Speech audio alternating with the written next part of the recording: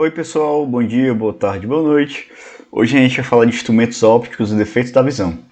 Começando então pelo caso de instrumentos ópticos. Nós temos dois tipos de instrumentos ópticos, os de projeção e de observação. Os de projeção são aqueles que vão ser usados para, como câmera fotográfica, filmador e projetor, né? Já os de observação, a gente vai observar o quê? Lupa, microscópio, luneta, telescópio, certo? A diferença entre os dois é a seguinte: os de projeção eles formam uma imagem real, que aí vai ser projetado em uma tela difusora, como está no caso do projetor de uma sala, né? Ou em um anteparo fotossensível, como é o filme fotográfico, aqueles bem antigos que vocês nem devem conhecer, ou um chip conversor eletrônico, ok?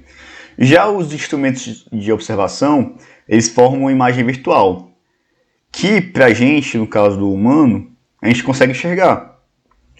Porque acaba que o nosso olho acaba projetando de forma que enxergue, certo? Se fosse pra gente projetar essa imagem em algum canto, não ia conseguir, porque é virtual. Aí toda imagem virtual não pode ser projetada. Eu expliquei isso na parte de espelho. Tá certo? Falando então da câmera fotográfica, ela é um instrumento de projeção, ela é praticamente a mesma coisa, assim, bem entre aspas, da câmera escura, que a gente viu lá nas primeiras aulas.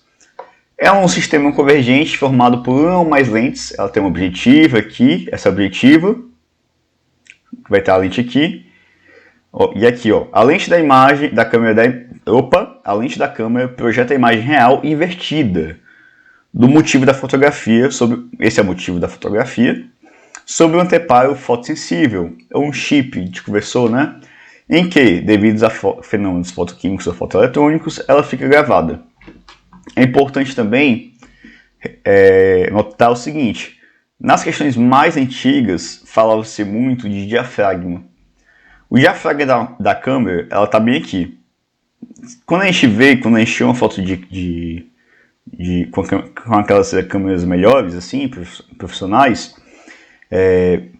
tem uma opção de captar a imagem o dia todo, certo? A partir disso, a luz do sol, a luz que reflete ali, vai sensibilizando esse chip ou esse filme, dando então a foto final, ok? Frisei isso porque falava isso na apostila de vocês, se não me engano. Então, falando agora de projetor, trata-se de um dispositivo que fornece a partir de um objeto real, e está aqui, ó, ele estaria mais ou menos aqui. No caso seria um arquivo eletrônico fornecido pelo computador, um dispositivo, um filme. Antigamente a gente tinha um projetor que era bem diferente. E ele vai projetar uma imagem real em uma tela. Está aqui a tela. Essa imagem ela vai ser invertida na horizontal e na vertical. Então tá aqui. Aqui a gente tem um objeto, essa seta aqui. Tá bom? E vejam que ela está aqui, ela é posta em posição inversa para que seja projetada de maneira correta para o espectador. Certo?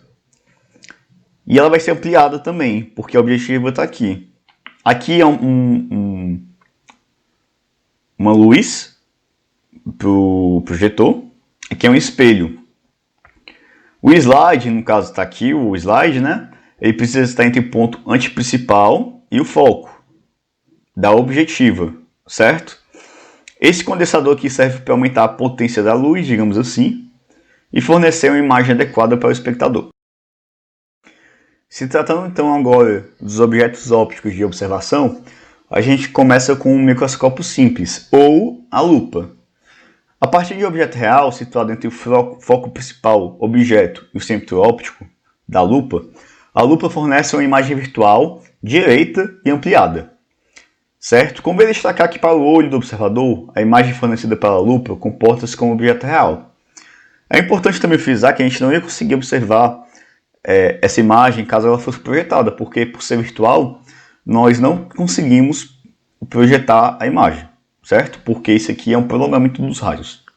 Tá, aqui a gente tem a lupa, a gente tem os raios notáveis para fazer os cálculos, e aqui a gente tem o observador. Lembrando então, estudando esse caso, temos o seguinte, aqui tem que os raios notáveis passando aqui pela paralela da lente, refratando então no foco imagem, certo? E aqui uma reta que passa pelo centro óptico, que não vai sofrer desvio, certo? Vai ser refratado pelo mesmo sentido. Então a gente conseguir formar essa imagem, tá aqui.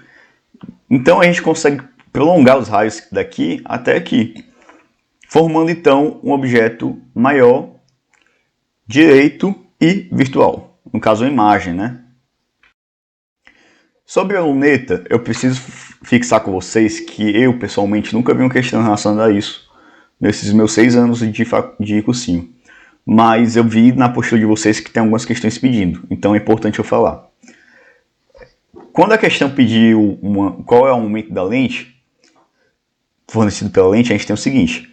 Ele vai fornecer ou a tangente inicial e a final, inicial e a final, ou o foco, a distância focal do objeto e a distância focal ocular, certo? Aí a gente vai poder determinar a distância, aliás, o aumento fornecido pela luneta. Obviamente, ela é um objeto de observação para objetos distantes e é formado por duas lentes convergentes.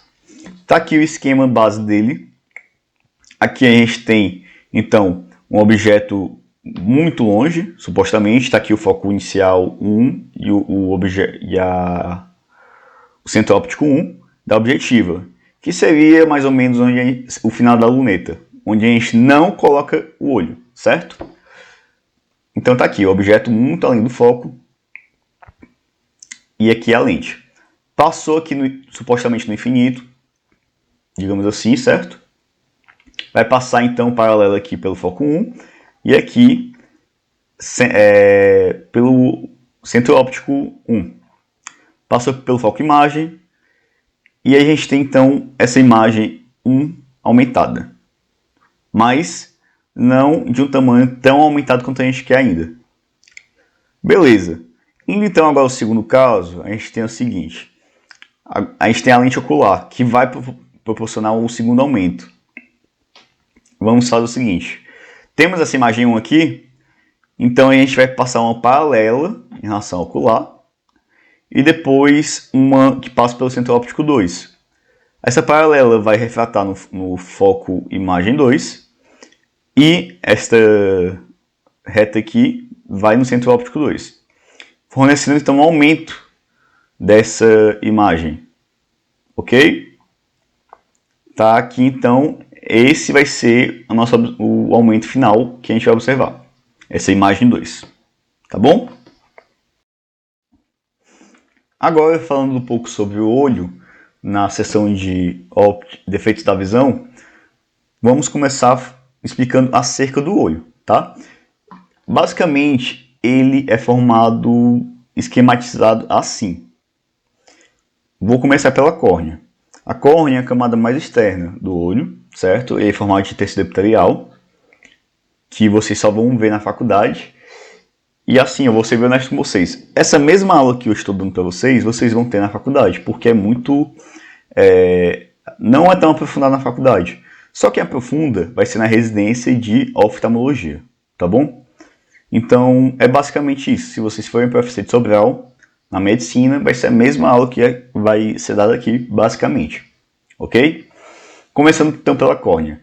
Ela vai auxiliar na focalização do objeto e ela é formada de tecido epitelial, tá? Depois a gente tem a íris, que é responsável pela cor dos olhos. Ela não influencia diretamente no foco do objeto. A pupila, que vai ser um orifício de passagem de luz, vai ser como um diafragma da câmera, tá? E agora, uma das partes que importam para nós. A gente tem o cristalino, que é uma lente biconvexa ligada aos músculos ciliares, que é esse aqui, tá bom? E por último, a retina, que é a parte do olho responsável pela formação das imagens. Na retina a gente tem os cones e os bastonetes. Para ficar bem fácil de lembrar para vocês, é o seguinte: cones, vocês vão se lembrar de cores. E bastonetes, se não vai se lembrar, então vai ser relacionado à intensidade da luz. Os cones vão ser fotossensíveis às luzes vermelha, azul e verde, tá bom? Que são as cores básicas. A combinação desse lá no nervo óptico vai gerar então a interpretação da imagem. Já os bastonetes, eles vão denominar a parte da intensidade da luz. Por exemplo, um azul bem claro, entendeu? Vai depender da conjunção dos cones e dos bastonetes. Já um azul mais escuro, a gente tem um pouco menos de cones, né? E mais bastonetes, porque vai diminuir a intensidade da luz, tá bom? É mais ou menos nesse sentido. Eu posso estar errado também, não sei se mudou alguma coisa, mas até minha época me explicaram assim. E também o professor de oftalmologia da faculdade, né, no ciclo básico, não aprofundou tanto. Porque realmente não é interessante, não faz sentido de uma forma geral. É importante também dizer que a gente tem um ponto cego, que é onde fica o nervo óptico, certo? Quando você vai fazer um exame de fundo de olho, você pode enxergar o nervo óptico. Se tiverem curiosidade, botem no Google que vocês vão entender melhor. E o nosso olho, ele tem uma capacidade de acomodação visual. Esse é um mecanismo fisiológico que ele adapta a situação para perto e para longe. Um olho saudável, ele é denominado de emétrope. Ou emétrope, não sei, desculpa, eu não lembro como é que se pronuncia essa palavra, tá bom? E a gente tem o seguinte, a gente tem um ponto próximo e o ponto remoto. O ponto próximo vai ser a menor distância do olho que uma pessoa emétrope pode ver com esforço máximo. Quando a gente pega uma folha assim para ler aquelas letras bem miúdas, pela convenção, disse que é 25 centímetros de distância para enxergar bem ele. Ok? Isso vai ser no olho emétrope. Já o ponto remoto vai ser a maior distância que se pode ver de forma nítida um objeto ou uma imagem. Ele se dá no infinito, certo? A distância para calcular também as fórmulas utilizadas vão ser baseadas na equação de Gauss, que é 1 sobre foco igual 1 sobre distância focal, objeto, essas coisas todas assim. Imagem, objeto, tá bom? E aqui vai ser projetada a imagem no final do olho. Falando então sobre o míope, e entrando na parte das doenças, é o seguinte. O míope ele tem um olho grande. O olho do míope ele sofre um alargamento, uma expansão. Um objeto que é projetado no infinito, ele é para ser projetado então no olho do míope bem aqui nessa região, certo? Só que devido ao olho do míope não ter aumentado de tamanho, ocorre que em longas distâncias o míope não consegue enxergar bem. Então, o que a gente vai fazer? A gente vai pegar uma lente de borda grossa, no caso aqui, né? Divergente. E vamos colocar para que o ponto do infinito seja colocado nessa região aqui, certo? Nessa distância.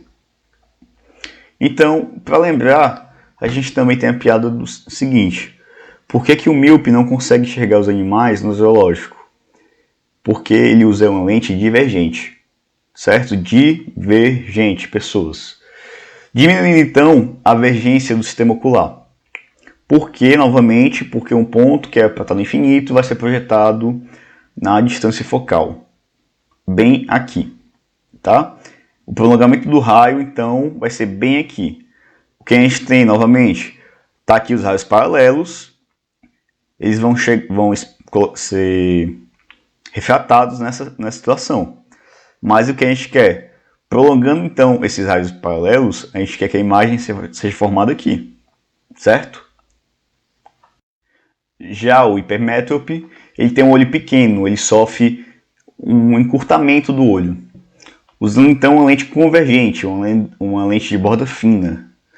O que acontece no hipermétrope é o seguinte, como a gente tem um encurtamento do olho, um foco que é para ser colocado aqui, a luz vai chegar depois, vai chegar antes na retina, bem aqui na situação. Ocorrendo então, quando a gente pega letras para ler de perto, como posso dizer, textos para ler o hipermétrope, ele não lê tão bem, tendo que colocar mais distante.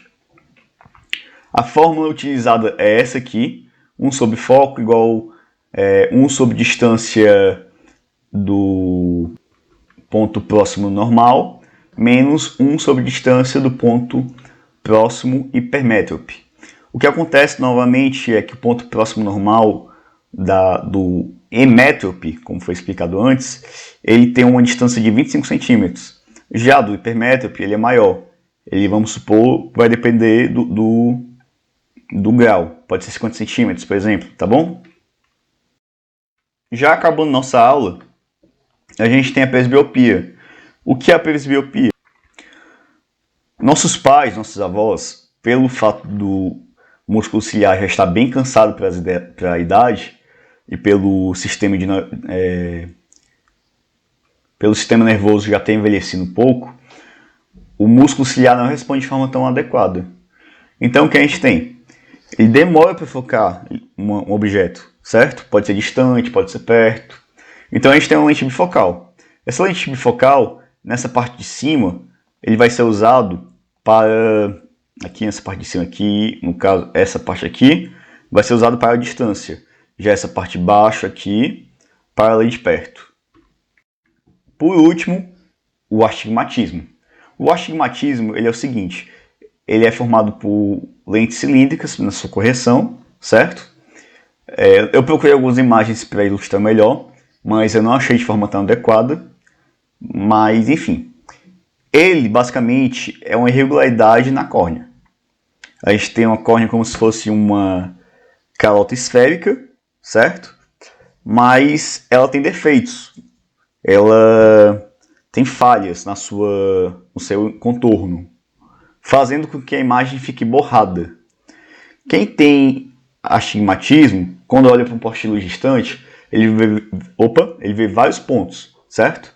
Então ele usa essa lente cilíndrica para ver só um ponto. Esse é o meu caso, por exemplo, certo? Gente, e esse é o último slide. Muito obrigado pela atenção e até a próxima.